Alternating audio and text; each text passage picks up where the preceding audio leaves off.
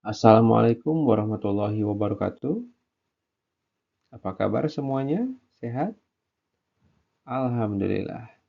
Saya Yoga Nuari selaku tutor Bahasa Indonesia di PKBM Bina Pandu Mandiri. Kali ini kita akan membahas tentang sebuah cerita. Ya, tentunya mungkin di antaranya Bapak Ibu semua pernah membaca sebuah cerita mungkin ya zaman dahulu atau mungkin pernah mendengar cerita dari orang tua atau mungkin dari televisi dan sebagainya. Nah, kita akan membahas itu. Namanya adalah teks cerpen atau cerita pendek. Apa itu? Simak selengkapnya.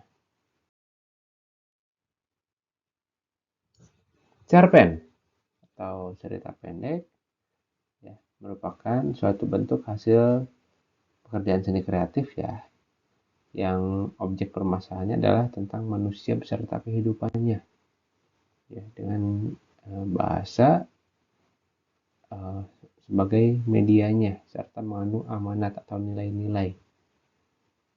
Ya, tentunya cerpen juga ini biasanya karena hasil seni kreatif, ya, biasanya cerpen itu dibuat juga dengan berdasarkan imajinasi, imajinasi pengarang. Ya, meskipun pada dasarnya ini tentang permasalahan manusia, ya, problematika yang ada dalam kehidupan manusia. Hanya mungkin uh, si penulis itu biasanya meramu hal tersebut sesuai dengan imajinasinya. Kadang juga ada tentang dunia nyata atau tentang kenyataan, namun tetap diberikan bumbu-bumbu tertentu sehingga lebih menarik ceritanya. Itu adalah cerpen. Ciri-ciri cerpen ya, ada beberapa hal. Yang pertama, tulisannya singkat, padat, dan tentunya lebih pendek dari novel. Karena novel itu biasanya ada ratusan halaman. Yang kedua, cerpen itu tulisannya kurang dari 10.000 kata. Ya, ada batasan ya, 10.000 kata maksimal. Sumber cerita dari kehidupan sehari-hari tentunya, ya, lalu mengangkat masalah tunggal dari kehidupan pelaku. Ya. Cerpen itu hanya mengangkat satu masalah saja. Ya. Ingat, cerpen itu hanya mengangkat satu masalah saja. Berbeda dengan novel, dalam novel itu bisa mengangkat berbagai masalah. Ya, kalau novel karena kan panjang ya, tentunya berbagai masalah bisa dimasukkan. Tapi kalau cerpen karena memang terbatas dengan panjangnya cerita, kurang dari 10.000 kata, tentunya hanya bisa menampung atau mungkin mengangkat satu masalah saja. Jadi selanjutnya adalah cerpen itu cukup dibaca dengan sekali duduk, artinya kita membaca cerpen ya dengan santai sambil duduk itu selesai ya dengan sekali baca tersebut. Ya, berbeda dengan novel mungkin kita bisa baca berkali-kali ya nggak selesai. Ya, baca ada waktu luang bersambung nanti lagi baca lagi dan seterusnya mungkin bisa sampai beberapa hari. Tapi kalau cerpen ya mungkin 10 menit atau paling 15 menit selesai. Selanjutnya tokoh-tokoh tokoh-tokohnya mengalami konflik sampai pada penyelesaian. Biasanya tokoh-tokoh dalam cerpen itu mengalami konflik ya sampai pada resolusi. Karena mungkin cakupannya kecil atau sedikit, jadi tokoh-tokohnya hampir semuanya mengalami konflik dan sampai ke menemukan solusinya. Terus menggunakan kata-kata yang khas dan mudah dikenal dalam masyarakat, ya, itu berhubungan dengan kedaerahannya, terus meninggalkan kesan mendalam dan efek terhadap perasaan pembaca. Ya, itu biasanya tergantung dari si penulisnya ya, apakah diksinya atau pilihan katanya itu bagus atau mungkin gimana ya, itu tergantung dari penulisnya. Selanjutnya menceritakan satu kejadian ya, dari terjadinya perkembangan jiwa atau krisis. Ini mungkin berhubungan juga dengan tadi ya, mengangkat satu masalah tunggal. Ya, artinya dalam cerpen juga hanya menceritakan satu kejadian dari cerita kehidupan manusia. Selanjutnya alurnya tunggal ya, dan lurus. Ya, kalau misalnya maju, maju saja. Kalau mundur, mundur. Terus penokohannya sederhana, singkat, dan mungkin wataknya tidak terlalu mendalam. Tidak semendalam di novel. Itu ciri-ciri cerpen. Adapun unsur-unsur dalam cerpen ada dua sebenarnya, ada unsur intrinsik dan unsur ekstrinsik. Ya. Unsur ekstrinsik mungkin nanti kita bahas di akhir. Ya, unsur intrinsik ini adalah unsur yang membangun karya itu sendiri. Artinya dari dalam cerita. Ya, unsur-unsur ini muncul dari dalam cerita. Ada tema, tokoh, penokohan, latar, konflik, alur, sudut pandang, dan amanat. Ya, kita jelaskan satu-satu. Tema. Ya, tema itu sama halnya dengan topik atau kata lain dari topik, yakni merupakan suatu ide pokok atau gagasan umum yang membangun makna cerita. Ya, biasanya dalam tema ini mengangkat masalah kehidupan. Ya, itu adalah tema. Selanjutnya, tokoh. Tokoh itu adalah pelaku dalam cerita. Ya, pelakunya siapa? Bisa berupa nama, ya, Amir, atau mungkin Burhanuddin, atau mungkin siapa. Bisa juga nama tokohnya itu berupa aku, dia, ya, tergantung si penulis. Ya, juga dalam cerpen itu ada beberapa apa ya itu sebenarnya jenis tokoh. Ada tokoh utama, ada tokoh tambahan, tokoh pembantu, ada protagonis, ada antagonis. Ya, itu nanti lebih ke penokohan. Ini yang ketiga adalah penokohan. Ya. Penokohan ini adalah karakter atau watak dari tokoh tersebut. Ya, tadi mungkin saya tadi menyebutkan di tokoh misalnya Burhanuddin. Ya, wataknya seperti apa? Apakah dia rakus? Ataukah dia baik? Ya, ataukah dia rajin menabung? Ataukah dia jahat dan sebagainya? Ya, itu penokohan. Jadi wataknya ya, watak tokoh tersebut seperti apa. Adapun dalam penokohan itu cara penggambaran watak dalam cerita itu bervariasi.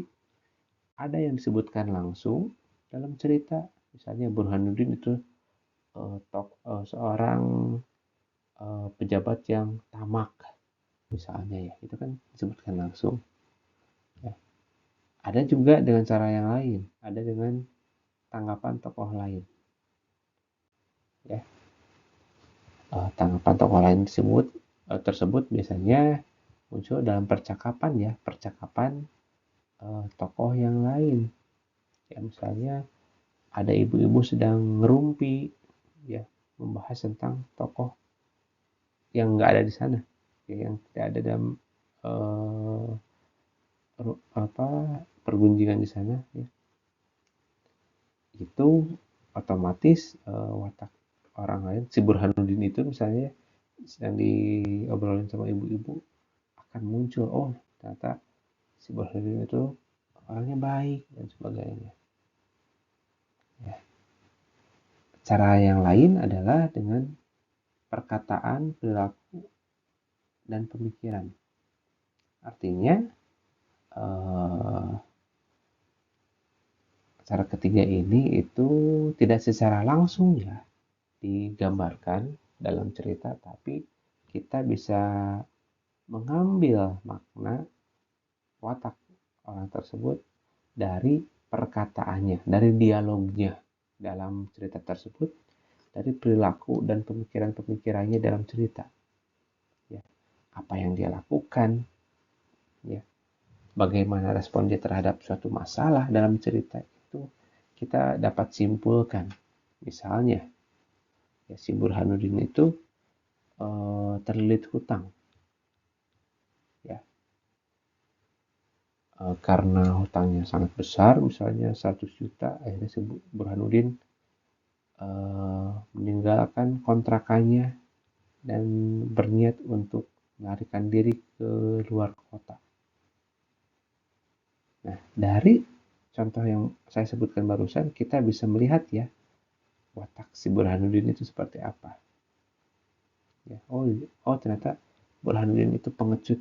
Oh ternyata Burhanuddin itu suka lari dari kewajiban dan sebagainya. Nah, kayak gitu ya. Dan yang terakhir adalah keadaan lingkungan. Terkadang mungkin tokoh juga bisa saja berubah watak tergantung lingkungannya. Lingkungan yang bagaimana tapi misalnya lingkungan yang dalam keadaan darurat, ya bisa saja bisa berubah, ya seperti itu. Selanjutnya latar atau setting, ya ini merujuk pada tempat, waktu, dan suasana. Ya. Biasanya dalam cerpen tersebut ada tempat, ya, beberapa tempat yang dikunjungi oleh tokoh. Itu tempatnya di mana saja, waktunya kapan. Tentunya kan beda-beda ya. Misalnya di rumah, waktunya jam berapa itu ya, atau mungkin siang, malam, dan sebagainya. Suasananya juga bagaimana, cerah, sendu, kelam, dan sebagainya, beda-beda. Itu latar. Selanjutnya ada konflik. Ya, ini tentang masalah. Ya, konflik terjadi karena ada suatu perbedaan kepentingan, ya, saling beradu. Ya, konflik dalam cerita itu ada beberapa jenis. Ada tentang konflik eksternal, ya, artinya tentang sosial, tentang antar pelaku atau antar tokoh dalam cerita. Bisa juga tentang batin, internal. Ya. Kondisinya sebenarnya baik-baik saja, tapi yang menjadi masalah adalah dirinya sendiri, hatinya sendiri, pemikirannya sendiri. Itu konflik internal. Ya. Nah, ini juga contoh apa ya, skema konflik dalam cerita. Biasanya di awal dengan pengenalan cerita, ya, lalu ada mulai mengarah ke konflik, ya, terus nanti ada konflik makin memuncak, makin parah, lalu nanti akhirnya turun kembali ke tegangannya karena kita sudah mulai ke penyelesaian atau kita sudah mulai menemukan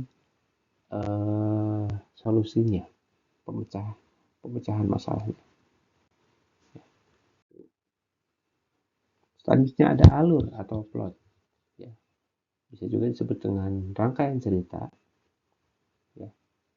Plot ini bisa dibedakan menjadi dua. Yang pertama adalah lurus atau progresif, jadi maju terus ya. Kalau diabjadkan dari misalnya ya, dari abjadkan maju itu dari A ke B ke C ke D dan seterusnya ya. Jadi latar waktunya maju ya, dari pagi ke siang ke sore ke malam dan seterusnya. Ada juga yang sorot balik, regresif ya, atau mungkin kita sebut alur mundur ya. Jadi adanya flashback. Flashback itu apa? Adanya mengenang ya, mengenang masa lalu ya. Kita sedang maju alurnya, tiba-tiba kita mengenang masa lalu, itu sorot balik. Selanjutnya ada sudut pandang. Jadi sudut pandang ini adalah pandangan yang digunakan pengarang sebagai sarana untuk menyajikan cerita ya. Sudut pandang ini ada beberapa macam. Yang pertama ada sudut pandang orang pertama, biasanya ditandai dengan tokoh utamanya aku. Sudut pandang ini biasanya kita tandai dengan tokoh utama ya. Tokohnya siapa? Ya, kalau tokohnya adalah aku, saya, berarti sudut pandangnya adalah orang pertama. Ya. Artinya si pengarang langsung terlibat sebagai pelaku. Ya. Ada juga sudut pandang orang kedua, biasanya ditandai dengan kau. Ya, tapi mungkin sudut pandang orang kedua itu sangat jarang dipakai. Ada juga sudut pandang orang ketiga, dia, ia.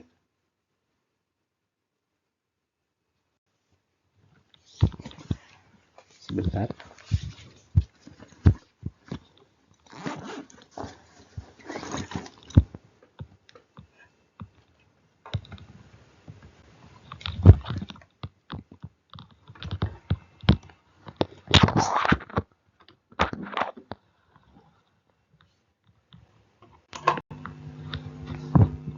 Ini pemirsa,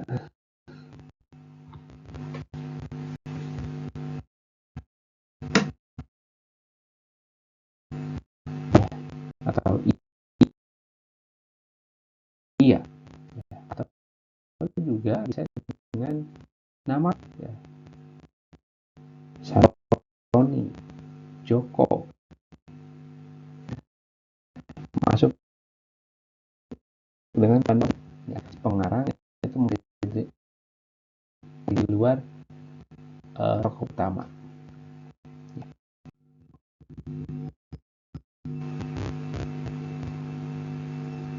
Selanjutnya ada amanat atau bisa juga pesan. Ya. Jadi ada sesuatu yang ingin disampaikan oleh pengarang untuk pembacanya.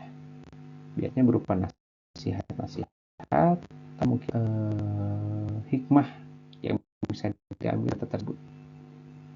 Ya. Selanjutnya ada struktur cerpen. Ya, struktur cerpen